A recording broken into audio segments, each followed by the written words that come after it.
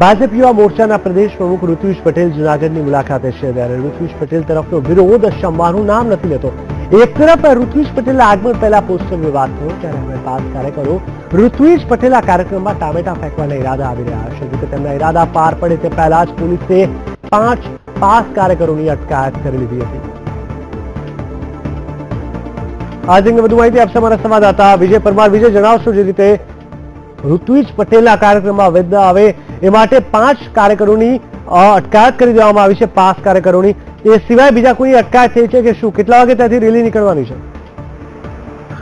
જી પર વાત કરવામાં આવે તો સવારથી જ 5 સાથીદારો દ્વારા જે ઋત્વિજ પટેલ જે યુવા મોરચાના પ્રમુખ છે તે જૂનાગઢ મુલાકાતે આવી રહ્યા હતા તે સવારથી તેમનો વિરોધ થઈ રહ્યો હતો। બેનરો પણ તોડી નાખવામાં આવ્યા અને બેનરો ઉપર કલર પણ લગાડવામાં આવ્યો અને ખાસ કરીને વાત કરવામાં આવે તો વહેલી સવારથી મોટી સંખ્યામાં ઠેર ઠેર પાટીદાર પાસના કાર્યકરોએ વિરોધ કર્યો, જેમાં 11 વાગ્યે 22 જેટલા કાર્યકરોની પણ પાસ કન્વીનર સાથે અટક કરવામાં આવી।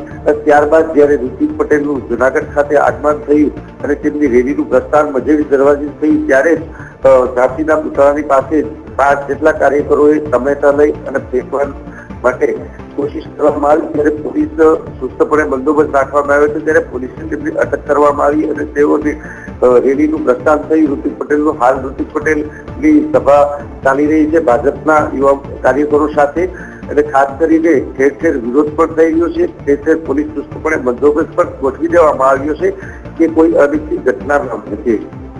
જી બિલકુલ વિજય, સમગ્ર માહિતી આપવા માટે ધન્યવાદ। તો કહી શકાય કે એક બાજુ ઋત્વિજ પટેલ છે ભાજપના યુવા નેતા અને બીજી બાજુ 5 કાર્યકર્તાઓ છે તે લોકો વચ્ચેનો અણબનાવ અને મુઠભેડ વધતી જ જતી જોવા મળી રહી છે।